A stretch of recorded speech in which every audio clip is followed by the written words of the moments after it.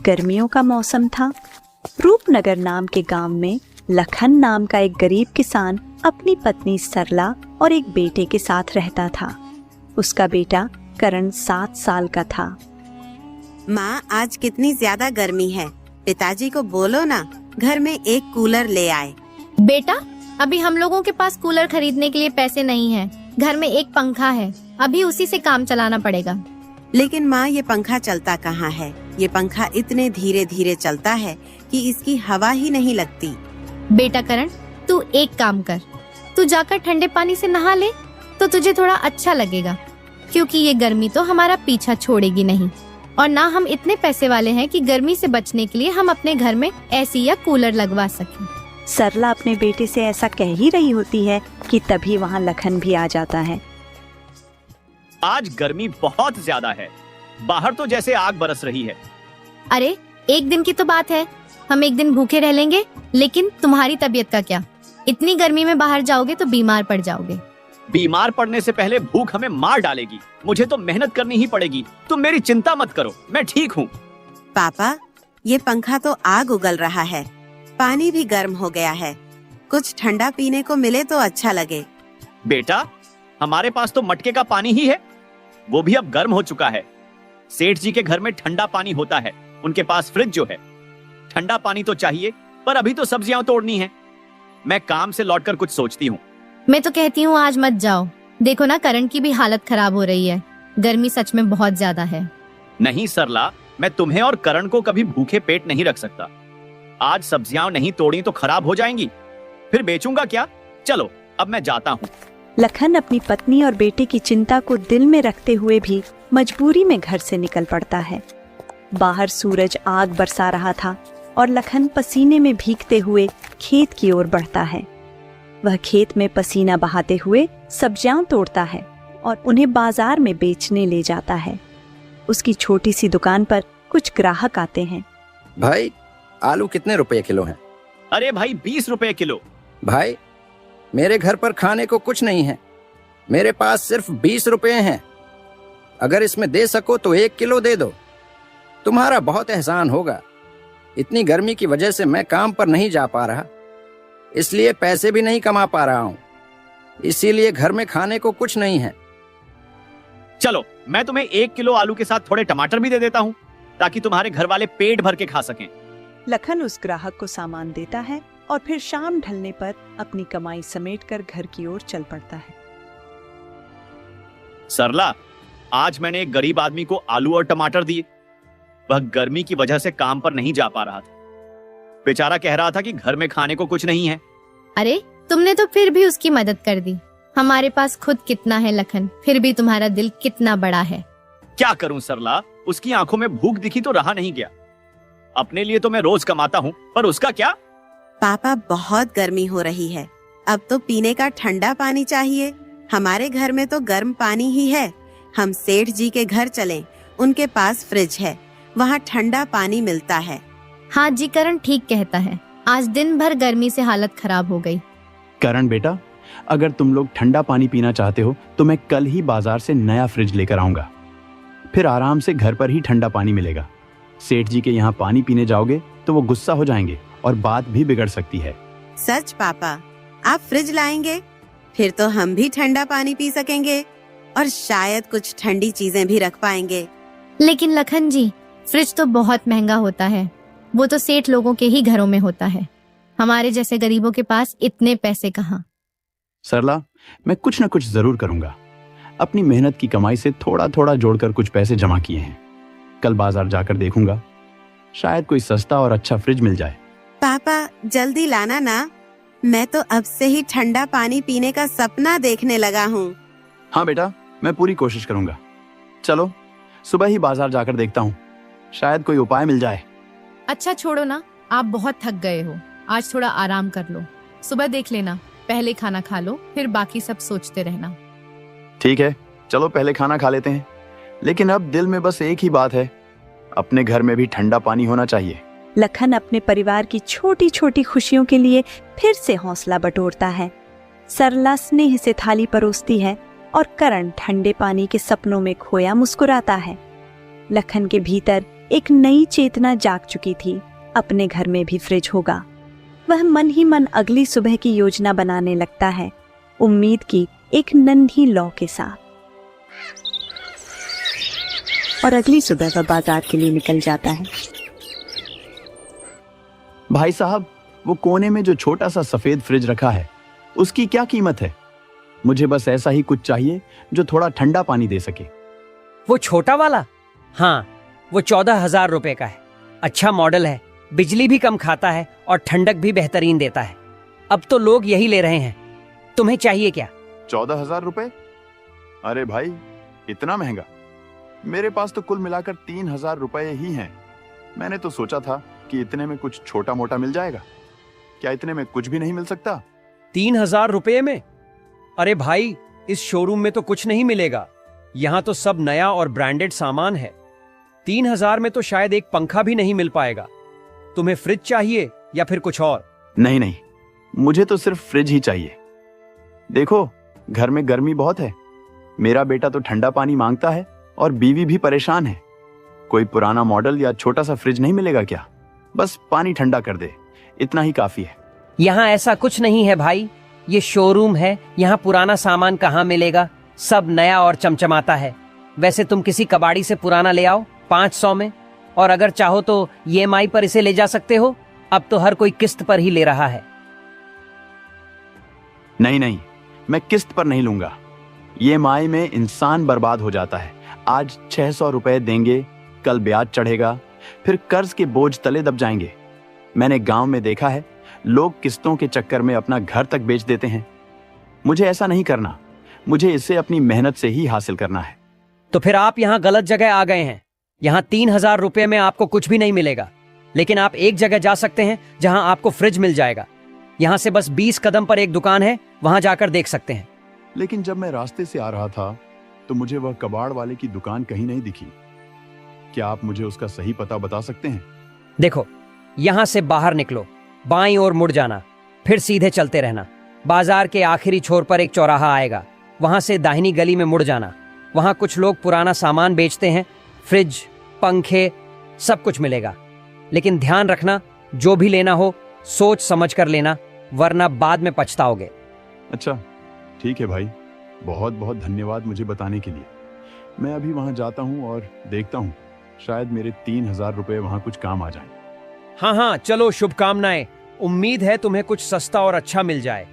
वैसे अगर कभी यहाँ आना हो तो कूलर का ऑफर हमेशा खुला है। लखन शोरूम से बाहर कदम रखता है। अंदर की ठंडी हवा और चमचमाते फ्रिज मानो उसे वापस खींचना चाहते हैं, लेकिन जेब में रखे 2,000 रुपयों की सच्चाई उसे जमीन पर टिकाए रखती है। चेहरा थोड़ा उदास है, पर आंखों में अब भी एक उम्मीद की हल्की लौ जल रही है। वह दुकानदार के बताए रास्ते की ओर बढ़ता है, मन में यही सोचते हुए कि शायद पुराने सामान की उस दुकान पर उसकी किस्मत उसका इंतजार कर रही हो। कुछ देर चलने के बाद वह एक पुरानी और सादी सी दुकान के सामने खड़ा होता है। दुकानदार भैया, ये फ्रिज क्या बिक्री के लिए रखा है? या भैया, ये फ्रिज क्या आप बेच रहे हैं? हाँ, बिकाऊ है, इसलिए ही तो यहाँ रखा है। क्यों, तुम्हें चाहिए? हाँ भैया, मुझे फ्रिज चाहिए। घर में बहुत गर्मी है और ठंडा पानी मांगता रहता है। लेकिन पहले ये बताइए, इसकी कीमत क्या है? मेरे पास ज्यादा पैसे नहीं है। इसका दाम 1,700 रुपए है, इससे कम नहीं होगा। देखो भैया, फ्रिज बिल्कुल बढ़िया हालत में है। मैंने खुद चेक किया है, ठंडक भी बढ़िया देता है और बिजली भी कम खपत करता है। इस दाम में इससे अच्छा नहीं मिलेगा। अरे, ये तो मेरे बजट में आ रहा है। पर भाई, पहले मुझे इसे चालू करके देखने दो। कहीं ऐसा ना हो कि पैसे दे दूं और ये घर जाकर बंद हो जाए। अरे भैया, मैं इतना बेकार सामान नहीं बेचता। मुझ पर भरोसा रखो, तुम्हें कोई खराब चीज नहीं दूंगा। अभी लाइट नहीं है, वरना मैं चालू करके दिखा देता कि फ्रिज एकदम सही चलता है। भाई, ये बिल्कुल वही है जो मुझे चाहिए। मेरे बेटे को अब ठंडा पानी मिलेगा। पर 1,600 पक्का है ना? थोड़ा कम नहीं? 800 रुपए से 1 पैसा भी कम नहीं होगा। मैंने पहले ही कम दाम बता दिया है। ऐसा फ्रिज तो आराम से 2400 में बिक जाता है।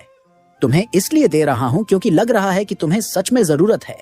ठीक है भाई, तुम ठीक कह रहे हो। मैं ये फ्रिज ले लेता हूँ। मेरे पास कुल 3000 रुपए हैं। 1700 रुपए तुम्हें दे देता हूँ और बाकी के 300 से मैं इसे घर तक ले जाने का इंतजाम कर लूंगा। बिल्कुल, सौदा पक्का। तुम अच्छे इंसान लगते हो, इसलिए खुशी से दे रहा हूं। ये फ्रिज तुम्हारे बड़े काम आएगा।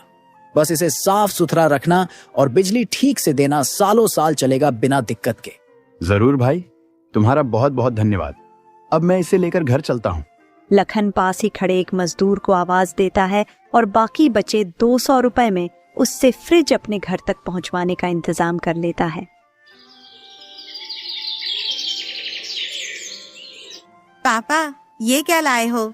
सचमुच फ्रिज है, हमारा अपना फ्रिज। अब हम ठंडा पानी पी सकेंगे, है ना? लखन जी, ये तो वाकई में फ्रिज है। अरे, इतने पैसे तुमने कहाँ से जुटा लिए? मुझे तो लगा था तुम बस मजाक कर रहे हो। हाँ सरला और करण, ये हमारा फ्रिज है। अब तुम्हें गर्म पानी नहीं पीना पड़ेगा। मैंने कहा था ना, कुछ न कुछ कर लूंगा। पापा, ये कैसे लाए? बताओ ना, क्या ये नया है? कितने का लिया? जल्दी बताओ। मैं तो समझी थी कि फ्रिज तो सिर्फ सेठों के घर में होता है। हमारे जैसे लोग कहाँ इतना पैसा लाते हैं। सरला, बात यह है कि मैं पहले शहर के एक बड़े शोरूम में गया था। वहां तो फ्रिज ऐसे चमक रहे थे जैसे टीवी में दिखते हैं, एक से एक बढ़िया मॉडल। लेकिन जैसे ही दाम सुने तो सच कहूं, पैरों तले जमीन खिसक गई। एक छोटा सा फ्रिज भी 16,000 का। सोचता रहा, इतने पैसे तो पूरे घर का महीना चला लें। 16,000 इतने पैसे तो हमारे पास कभी हुए ही नहीं। फिर क्या हुआ? हाँ, मैंने भी यही सोचा। वहां के दुकानदार ने समझाया, क्यों परेशान हो रहे हो साहब, किस्तों में ले लो, बस 600 रुपए महीने दो। लेकिन मैं जानता हूं ऐसे चक्करों में इंसान कैसे उलझ जाता है। मैंने साफ मना कर दिया। बोला, भाई साहब, कर्ज में तो इंसान जीते जी मर जाता है। मैं ऐसा कोई खतरा नहीं उठाने वाला। सही किया, कर्ज का बोझ हमारे जैसे लोगों को और दुख देता है। फिर तुमने ये फ्रिज कहाँ से लिया? लेकिन मैंने हार नहीं मानी। सरला, उस शोरूम वाले ने जाते जाते एक बात बताई। कहा कि बाजार के पीछे वाली गली में पुराने सामान की दुकानें हैं, वहां देख लो। मैं चल पड़ा। धूप तेज थी, थकान भी थी, लेकिन मन में उम्मीद बाकी थी। वहां पहुंचा तो अजीब ही दुनिया थी। हर ओर सामान बिखरा पड़ा था, पुराने पंखे, टूटी फूटी टेबलें, लकड़ी की कुर्सियां। और तभी मेरी नजर उस फ्रिज पर पड़ी। चालू हालत में था, ठंडी हवा दे रहा था। दिल ने कहा, यही है। सौदा पक्का किया। हमारे पास जो 3000 रुपए थे, उसमें से 800 रुपए फ्रिज में गए और 200 रुपए मजदूर को दिए ताकि वो इसे हमारे घर तक पहुंचा दे। तुमने तो कमाल कर दिया लखन। इतने कम पैसों में फ्रिज लाना कोई छोटी बात नहीं। अब करण को ठंडे पानी की जो ख्वाहिश थी वो भी पूरी हो जाएगी। तुमने सिर्फ फ्रिज नहीं लाया, तुम हमारे सपनों को एक नई ठंडक दे लाए हो। ये मेहनत की जीत है लखन। हमारी जिद, हमारा प्यार, सब इसमें सांस ले रहा है। रमेश चारपाई पर बैठा था, अपने परिवार की खुशी को निहारते हुए। बच्चों की हंसी, बीवी की आंखों में राहत, सब कुछ देखकर उसके चेहरे पर संतोष की एक शांत चमक। गांव में रमेश के फ्रिज खरीदने की खबर आग की तरह फैल चुकी थी। हर कोई हैरान था। पास ही श्याम और राजू आपस में धीरे धीरे बात कर रहे थे। श्याम, क्या तूने सुना है? कल लखन ने फ्रीज खरीद कर लाया है। अरे वही लखन जो खेत में सब्जियां तोड़ता है? कैसे लाया होगा इतने पैसे? हाँ भाई, मैंने भी सुना। गांव में सब यही बात कर रहे हैं। कहते हैं पुराना फ्रिज लिया है लेकिन ठंडा पानी देता है। अब उसके घर में मटके का गर्म पानी खत्म, ठंडा ठंडा पानी शुरू। अरे भाई, ये तो कमाल हो गया। लखन जो 2 वक्त की रोटी के लिए दिन रात खटता था, अब उसके घर फ्रिज आ गया। मैं तो कहता हूँ गर्मी ने उसका दिमाग ठंडा कर दिया होगा। हंस मत, गर्मी तो सचमुच जान ले रही है। मेरे घर में भी बच्चे दिन भर ठंडे पानी के लिए तड़पते रहते हैं। अब तो सेठ जी के घर जाकर पानी मांगना पड़ता है और वो भी मुंह बना कर देते हैं। लखन ने तो अच्छा किया, हम भी ठीक कहते हैं।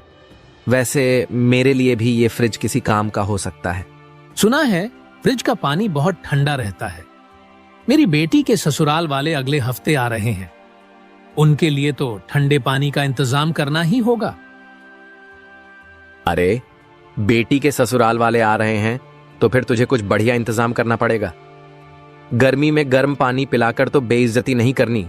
हाँ बिल्कुल, मैं सोच रहा हूं क्यों ना लखन से बात करूं, उसका फ्रिज कुछ दिनों के लिए किराए पर ले लूं।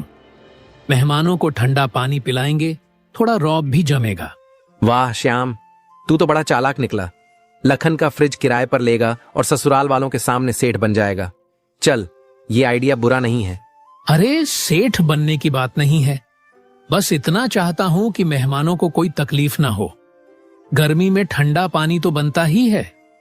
मैं कल सुबह लखन के पास जाऊंगा, देखता हूं वो कितने में देता है। ठीक है भाई, बात कर ले। और हाँ, अगर सस्ते में मिल जाए तो मुझे भी बता देना।